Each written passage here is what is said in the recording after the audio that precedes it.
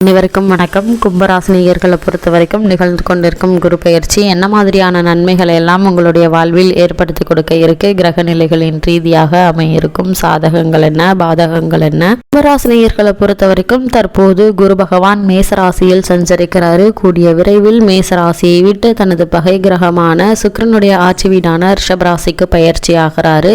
ரிஷபராசிக்கு பயிற்சி ஆவதற்கு முன் உள்ள இந்த காலகட்டங்களில் கும்பராசினியர்களுடைய வாழ்வில் குடும்ப சூழ்நிலை ரீதியாகவும் உத்தியோகம், தொழில், வியாபாரம், கலைத்துறை, அரசியல் துறை, மாணவ மாணவிகள், விவசாயத்துறையினர், பெண்மணிகள் என அனைவருக்குமே என்ன மாதிரியான நன்மைகள் எல்லாம் ஏற்பட இருக்கு என்பது குறித்தான முழுமையான பதிவு தான் இந்த வீடியோல நம்ம விரிவா பார்க்க போகிறோம். அதற்கு முன்னாடி குரு பகவானை பற்றி சற்று விரிவாக தெரிந்து கொள்வோம். இந்திரன் உட்பட 30 முக்கோடி தேவர்களுக்கும் ரிஷிகளுக்கும் குருவாக விளங்குவதால் பிரகஸ்பதி என பூஜிக்கப்படும் குரு பகவான் நவகிரகங்கள்ல நாயகன் என போற்றப்படும். சூரியனுக்கும் ஆச்சாரியராக திகழக்கூடியவர் குரு பகவான்.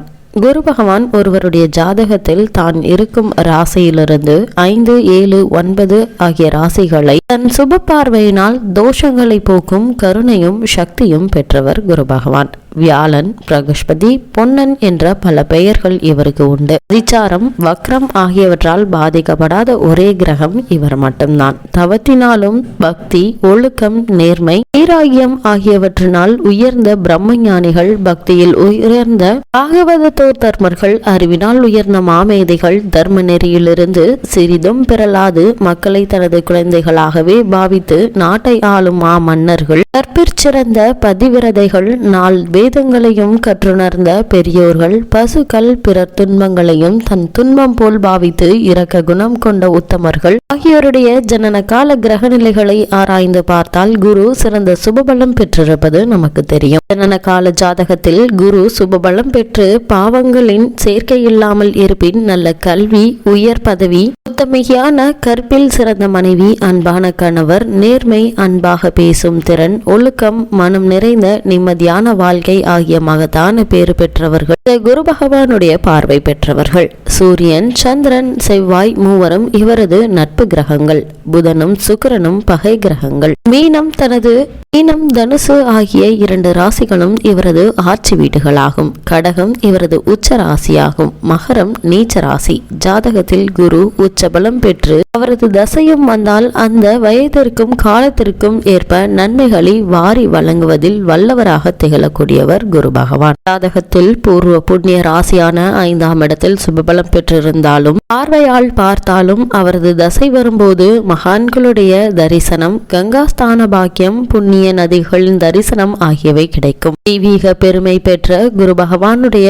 பிரதிய தேவதை சதுர்முக பிரம்மா. வியாழக்கிழமை திருக்கோவில் ஒன்றிலோ அல்லது வீட்டின் பூஜரையிலோ தவறாது தினமும் நெய் தீபம் ஏற்றி வைத்து வேதவியாச பகவான் பத்ரி ஆசிரமத்தில் அருளிய ஸ்லோகங்களை சொல்லும் போது எண்ணற்ற நன்மைகள் உங்களுடைய வாழ்வில் ஏற்படும். குடும்பத்தில் மகிழ்ச்சியும் மன நிறைவும் சர்வ ஐஸ்வர்யங்களும் கிடைக்கும். குரு பகவான் ஒரு ராசியை கடப்பதற்கு சுமார் 12 மாதங்களை எடுத்துக்கொள்வார். ஒவ்வொரு ஆண்டும் இவர் ஒவ்வொரு புனித நதியில் இருப்பதாக புராணங்கள் கூறப்படுகின்றன. ஒரு நதியுடன் குரு பகவான் இணையும் அந்த 1 வருட காலம் அந்த நதியினுடைய புஷ்கரம், அதாவது புண்ணிய காலம் என புராதன நூல்கள் விவரிக்கின்றன. இவற்றில் புனித நதிகளான கங்கை, யமுனை, சரஸ்வதி ஒன்று சேரும் பிரயாகை சேஸ்திரத்தில் குரு இணையும் புஷ்கர விழா உலக பிரசித்தி பெற்றதாக விளங்குகிறது. இவ்வளவு மேன்மைகளை கொண்ட குரு பகவான் தற்போது மேசராசியில் சஞ்சரிக்கக்கூடிய இத்தருணங்கள்ல கும்பராசியை சேர்ந்த அவிட்டம் 3ஆம் பாதம் முதல் சதயம், புரட்டாதி 3ஆம் பாதம் வரை உள்ள நட்சத்திரக்காரர்களுக்கு குடும்ப சூழ்நிலை ரீதியாக மேலும் என்ன மாதிரியான நன்மைகள் எல்லாம் உங்களுடைய வாழ்வில் ஏற்பட இருக்கு என்று பார்க்கும்போது கும்பராசிக்கு வாக்கு, தனம், குடும்பம் ஆகியவற்றிற்கு அதிபத்தியம் கொண்டவர் குரு பகவான். அவர் உங்களுடைய ராசிக்கு திருதிய ஸ்தானமாகிய மேசராசியில் சஞ்சரிக்கிறாருங்க. இந்த கிரகங்களுடைய சஞ்சார நிலை அவ்வளவு நன்மையை அளிக்கக்கூடிய நிலை இல்லை என்றாலும் கூட உங்களுக்கு பெரிய அளவிற்கு பல பிரச்சனைகள் ஏற்படாதுங்க. அவருடைய வேலை உண்டு என்று இருக்கக்கூடிய ஒரு தருணமாக தான் அமைஞ்சிருக்குது. இந்த காலகட்டத்தை பொறுத்த வரைக்கும் கும்பராசினியர்களுடைய குடும்ப சூழ்நிலைகள் ரீதியாக ஒரு சில காரணங்களால அலைச்சல், கடின உழைப்பு ஏற்படுங்க. உடலில் அசதியும் சோர்வும் உண்டாகுங்க. மேலும் ஜென்ம ராசியில் தனது ஆட்சி வீட்டில் சனி பகவான் அமர்ந்திருக்கிறார்கள். இருக்குதுங்க. இதனால் அடிக்கடி ஆரோக்கியம் பாதிக்கப்படக்கூடுவதற்கான வாய்ப்புகள் இருக்குது. வரவுக்கு மீறிய செலவுகள் கவலை அளிக்குங்க. திருமண முயற்சிகள்ல தடங்களும் தாமதங்களும் ஏற்படுவதற்கான வாய்ப்புகள் இருக்குது. ஆனால் கூடிய விரைவில் குரு பகவான் ரிஷபராசி நோக்கி நகர்வதால அவரால் என்னென்ன இன்னல்கள் இதுவரை நடந்து வந்ததோ அவை அனைத்துமே நீங்கி பல முன்னேற்றங்கள் ஏற்படக்கூடிய ஒரு தருணமாகவே கும்பராசினியர்களுக்கு இந்த குரு பகவானுடைய சஞ்சார நிலைமை இருக்குதுங்க. அதே போல கும்பராசியை சேர்ந்த உத்தியோகஸ்தர்களுக்கு குரு பகவானுடைய மேசராசி சஞ்சார நிலை நிகழக்கூடிய தருணங்கள்ல மேலும் என்ன மாதிரியான நன்மைகள் எல்லாம் உங்களுடைய வாழ்வில் ஏற்பட இருக்கு என்று பார்க்கும்போது பணிகள்ல கவனமாக இருக்க வேண்டுங்க. அவசியம் மேசராசியில் சஞ்சார நிலை எடுத்துக்காட்டுது. நண்பர்களுக்கோ அல்லது சக ஊழியர்களுக்கோ உதவுவதற்காக ஜாமீன் கையெழுத்து போடுவது அல்லது கடன் வாங்கி உதவி செய்வது ஆகியவற்றை கண்டிப்பாக தவிர்க்க வேண்டுங்க. மேலதிகாரிகளுடன் பழகுவதில் அளவோடு இருப்பது மிக மிக அவசியங்க. நிறுவனம் சம்பந்தமான விஷயங்களை விவாதிக்கும் போது உங்களுடைய கருத்து தான் சரி என வாக்குவாதம் செய்ய வேண்டாங்க. ஏன்னா ஜென்ம ராசியில் சனி அமர்ந்துள்ள நிலையில குருவும் அனுகூலமற்ற மேசராசியில் நிலை கொண்டிருப்பது புதிய பிரச்சனைகளை ஏற்படுத்த கொடுங்க. ஆனால் தற்போது அவர் கூடிய விரைவில் ரிஷபராசி நோக்கி நகர இருப்பதால முன்னேற்றங்களை ஏற்படுத்தி கொடுக்க இருக்கிறாரு. குறிப்பாக உங்களுக்கு காரணமே இல்லாமல் மறுக்கப்பட்டு வந்த பதவி உயர்வு, ஊதிய உயர்வு, உத்தியோகத்தில் கிடைக்க வேண்டிய சலுகைகள் ஆகியவற்றை தற்போது நீங்க இந்த தருணங்கள்ல எதிர்பார்க்கலாங்க. ராசி சேர்ந்த தொழில் மற்றும் வியாபாரம் செய்பவர்களை பொறுத்த வரைக்கும் போட்டிகள் கடுமையாகுங்க. அன்றாட விற்பனையில் பின்னடைவு ஏற்படுவதற்கான வாய்ப்புகள் இருந்துச்சு. சந்தை நிலவரம் கவலை அளித்திருக்குங்க. ஆனால் தற்போது குரு பகவான் கூடிய விரைவில் மீனராசி நோக்கி நகர இருப்பதால எவ்வளவு இன்னல்களை இவ்வளவு நாட்களாக உங்களுடைய வாழ்வில் ஏற்படுத்தி கொண்டிருந்தாரோ அந்த இன்னல்கள் அனைத்துமே நீங்கி நல்ல ஒரு முன்னேற்றத்தை ஏற்படுத்தக்கூடிய ஒரு தருணமாகவே குரு பகவானுடைய இந்த மேசராசி சஞ்சாரம் அமையிருக்குது. தொழில் மற்றும் வியாபாரம் செய்பவர்களுக்கு புதிய முதலீடுகள்ல நல்ல ஒரு முன்னேற்றம் ஏற்பட இருக்குதுங்க. உங்களுடைய தொழில் மற்றும் வியாபார சம்பந்தமான முயற்சிகளை மேற்கொள்வதற்கு நிதி நிறுவனங்களுடைய ஆதரவும்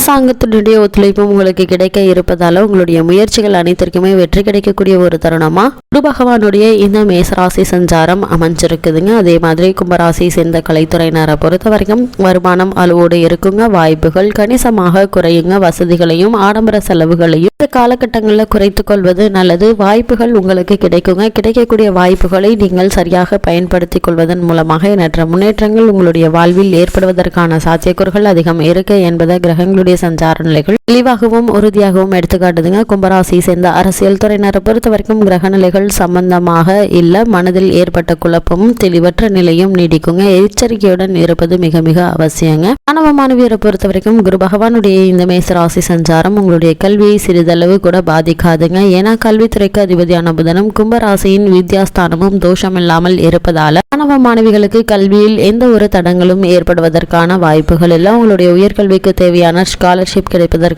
சாத்தியக்கூறுகள் அதிகம் இருக்குதுங்க. விவசாயத்துறையினரை பொறுத்த வரைக்கும் செவ்வாய் உங்களுக்கு அனுகூலமாக கிடைப்பதால விளைச்சலும் வருமானம் திருப்திகரமாகவே இருக்குங்க. இருந்தாலும் ஜென்ம ராசியில் பலம் வாய்ந்த ராகு இருப்பதால் வயல் பணிகள்ல கடுமையாக உழைக்க நேரிடுங்க. உழைப்புக்கேற்ற ஊதியத்தையும் குரு பகவான் உங்களுக்கு குறித்து விடுவார் என்பதால கவலைப்பட வேண்டிய எந்த ஒரு அவசியமும் கிடையாதுங்க. கும்பராசினியர்களை பொறுத்த வரைக்கும் கிரக நிலைகளின் ரீதியாக கூறப்படும் பரிகாரம் என்ன என்று பார்க்கும்போது 12 வியாழக்கிழமைகள் அருகிலுள்ள திருக்கோவில் ஒன்றில் தீபத்தில் சிறிது பசுனை சேர்த்து தரிசித்து விட்டு வந்தால் போதுங்க. எண்ணற்ற நன்மைகள் உங்களுடைய வாழ்வில் ஏற்படும்.